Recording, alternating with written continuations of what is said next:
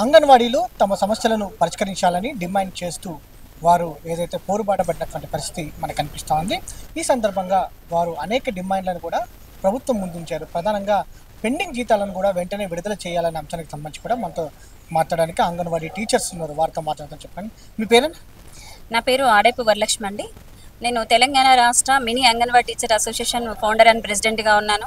అంగన్వాడీలు తెలుసు, హెల్పర్స్ తెలుసు. మినీ అంటే ఏదో కొత్త అనుకుంటారండి, కానీ మినీ అంగన్వాడీస్ కూడా మరి కేంద్ర ప్రభుత్వం పెట్టిన స్కీమ్ వర్కర్లలోనే మినీ అంగన్వాడీస్ కూడా ఉన్నారు.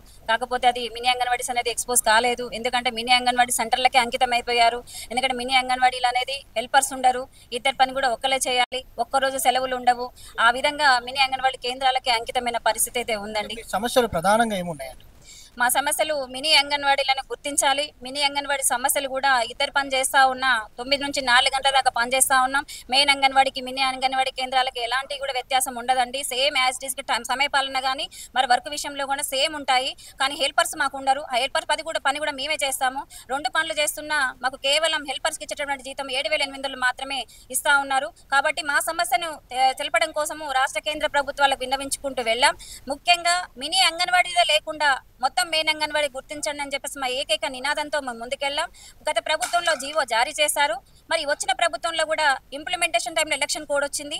వచ్చిన ప్రభుత్వం కూడా మా బాధను అర్థం చేసుకొని 3,989 మినీ అంగన్వాడీ కేంద్రాన్ని అప్గ్రేడ్ చేస్తూ మరి డిసెంబరు 14వ తేదీ 2023లో అధికారికంగా మరి మహిళా శిశు సంక్షేమ శాఖ మంత్రివర్యులు సీతక్క గారు తొలి సంతకంగా మా ఫైల్ మీద పెట్టారు. జనవరి 1, 2024 నుంచి అప్గ్రేడ్ చేస్తూ ప్రతి ఒక్క టీచర్కి కూడా ఆర్డర్ కాపీస్ కూడా అందజేశారు. ప్రధానంగా మీరు ఏమేమి సేవలు అంగన్వాడీ టీచర్ సంబంధించి అందరికీ తెలిసిందే. మినీ అంగన్వాడీలో అసలు మీకు ఫెసిలిటీస్ ఎలా ఉంటాయి? ప్రధానంగా కాలకృత్యాలకు వెళ్ళాలన్నా కూడా మహిళలకు కొంత ఇబ్బందికరంగా ఉంటుంది కాబట్టి అలాంటి సమస్యలు మీరు ఎదుర్కొంటున్నారా? అవునండి, చాలా సమస్యలు ఎదుర్కొంటా ఉన్నాం. ఎందుకంటే మినీ అంగన్వాడీ కేంద్రాలంటేనే మారుమూల ప్రాంతాలు, తండాలు, గ్రామాలు, గూడాలలో ఉన్నటువంటి కేంద్రాలు మినీ అంగన్వాడీ కేంద్రాలండి. కానీ అక్కడ ఉన్నటువంటి కేంద్రాలు ఇంతవరకు కూడా సొంత భవనాలు లేవు. మరి రెంట్ హౌస్లలోనే, అద్దె భవనాల్లోనే నడిపిస్తూ ఉన్నాం. అక్కడ కనీసం కరెంటు సదుపాయం ఉండదు, వాటర్ ఫెసిలిటీస్ ఉండవు, వాష్రూమ్స్ ఉండవు. లేకున్నా ఎన్నో కష్టాలు అనుభవించుకుంటూ వచ్చినటువంటి పిల్లల్ని చూసుకుంటూ వచ్చినటువంటి గర్భిణీ బాలింతలకు సేవలు అందిస్తూ ఆరోగ్య లక్ష్మి ద్వారా గర్భిణీకి బాలింతలకి వచ్చేటువంటి ఫ్రీ స్కూల్ పిల్లలకు కూడా వంట చేసి పెట్టే కార్యక్రమం కూడా చేస్తూ ఉన్నాం. మరి పిల్లలకి ఫ్రీ ఇన్ని పనులు చేస్తూ ఉన్నాం, ఆన్లైన్ వర్క్స్ చేస్తూ ఉన్నాం. పిల్లలకి ఏదైనా కూడా ఒక హెల్పర్ చేసే పని, ఒక టీచర్ చేసే పని 2 కూడా చేస్తూ ఉన్నామండి. ప్రభుత్వం అప్పచెప్పిన పనులు కూడా ఒక BLO duties, NHD programmes, pulse పోలియోలు, వివిధ రకాల సర్వేలు కూడా మరి మినీ అంగన్వాడీ టీచర్ చేశారండి. జీతాలకు సంబంధించి మాత్రం కేవలం హెల్పర్స్కి ఇచ్చే జీతమే ఇస్తున్నారని చెప్పేసి మేము గతంలో కొట్లాడడం జరిగింది. ఎన్ని నెలలు 12 నెలల నుంచి కూడా పెండింగ్లో పెట్టారండి. 13,650 రూపాయలు చేశారండి. 3 నెలలు ఇచ్చారు. జనవరి, ఫిబ్రవరి ఇచ్చారు. మార్చిలో పాత జీతం వేశారు. మళ్ళీ ఏప్రిల్లో పెరిగిన వేతనం ఇచ్చారు. ఇచ్చిన తర్వాత మళ్ళీ పాత వేతనం కంటిన్యూగా వస్తుంటే మేము అధికారులకు తెలియజేస్తాం. చేసిన సందర్భంలో కూడా వాళ్ళు చేస్తాము, టెక్నికల్ ఇష్యూ ఉంది, 1 రూపాయి కూడా పోదు, మీకు ప్రతి నెలది కూడా పడుతుంది అని చెప్పారు. మీరు చెప్పండి, ఎలాంటి ఇబ్బందులు ఎదుర్కొంటారు? నా పేరు వెంకటరమణ అండి. భద్రాద్రి కొత్తగూడెం డిస్ట్రిక్ట్ నుంచి వచ్చాను. అంటే మినీ అంగన్వాడీ నుంచి చాలా సమస్యలు ఎదుర్కొంటూ వచ్చామండి. సరైన వసతులు లేక చాలా ఇబ్బందులు పడుకుంటూ వచ్చాము. మీరు చెప్పండి. భద్రాద్రి కొత్తగూడెం జిల్లా నుండి వచ్చామండి. నా పేరు జోగ రమాదేవి, మినీ టీచరు. మాకు ఆయా ఉండదు, మేమే పిల్లల్ని తీసుకొచ్చుకోవాలి, మేమే ఊడ్చుకోవాలి, వంట చేసుకోవాలి, ప్రీ స్కూల్ నడపాలి, మధ్యాహ్నం భోజనం కూడా మేమే పెట్టాలి. వాళ్ళ చేతులతో సహా ఒక ఆయా చేసే పని మొత్తం మేమే చేయాలి, టీచర్ చేసే పని మొత్తం మేమే చేయాలి.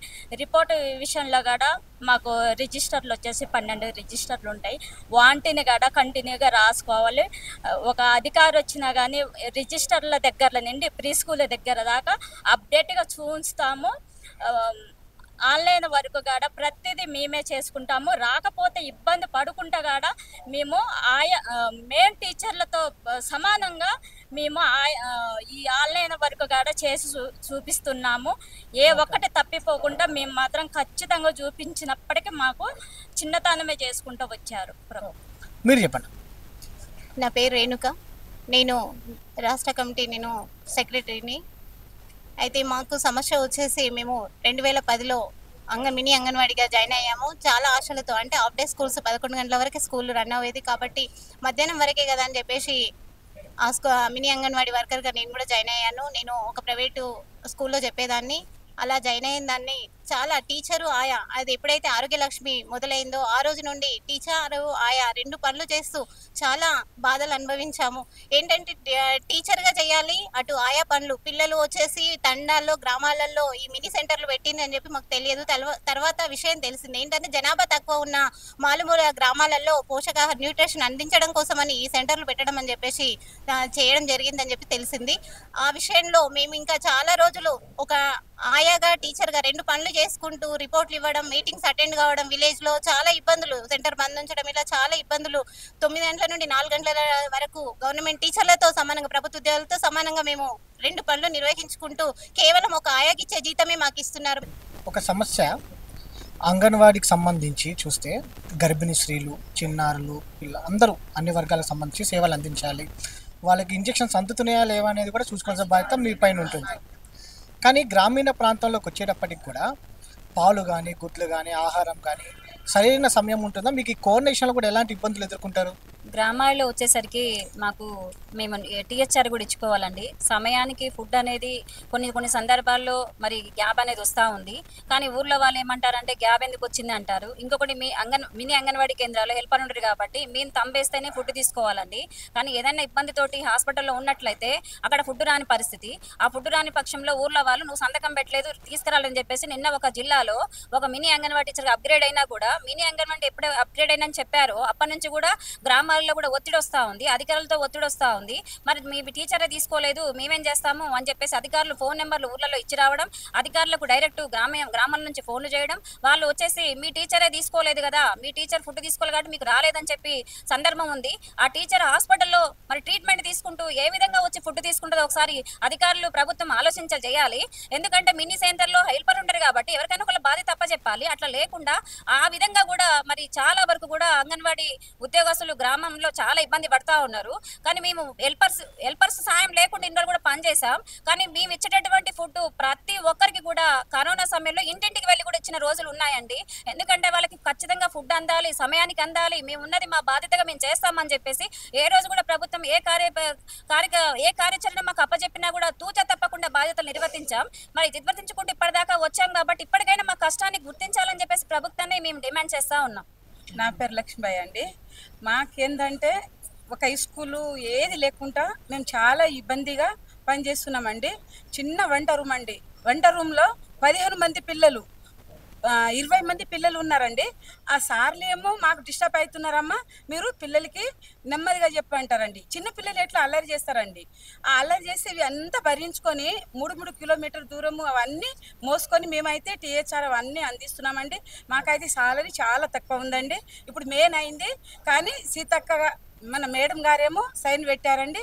కానీ ఇప్పుడు మాకు 3 నెలలు ఇచ్చేసి మళ్ళా ఇప్పుడు కొత్తగా జియో అని అంటున్నారండి. అవి కొత్తగా జియో ఎట్లా వస్తుందండి? ఇంకొక ముఖ్యమైన సమస్య ఏంటంటే గ్రామాలలో గుడ్లు వచ్చేసి చిన్నగా ఇస్తా ఉన్నారు. ఆ చిన్న గుడ్లు వచ్చేసరికల్లా ఊర్లో వాళ్ళు ఏమంటారు, అసలు మీరు చిన్న గుడ్లు ఇస్తా ఉన్నారు, ఇంత చిన్న గుడ్లు ఎట్లా తింటారు, అసలు గుడ్డైనా ఇది ఏమన్నా ప్లాస్టిక్ తయారు చేసి ఇస్తా ఉన్నారని గ్రామంలో చాలా వరకు కూడా ప్రాబ్లమ్స్ వస్తూ ఉన్నాయి.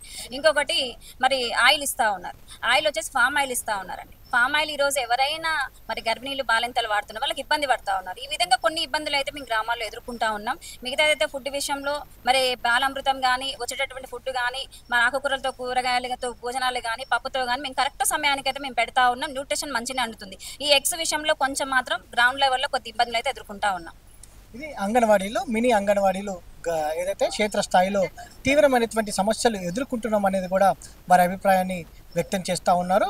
ఏదైతే మినీ అంగన్వాడీలు అప్గ్రేడేషన్తో పాటుగా పెండింగ్ జీతాలను కూడా వెంటనే విడుదల చేయాలని కూడా వారు డిమాండ్ చేస్తూ ఉన్నారు. వీడియో జర్నలిస్ట్ ప్రభాకర్తో వంశీకృష్ణ, సమయం టీవీ, హైదరాబాద్.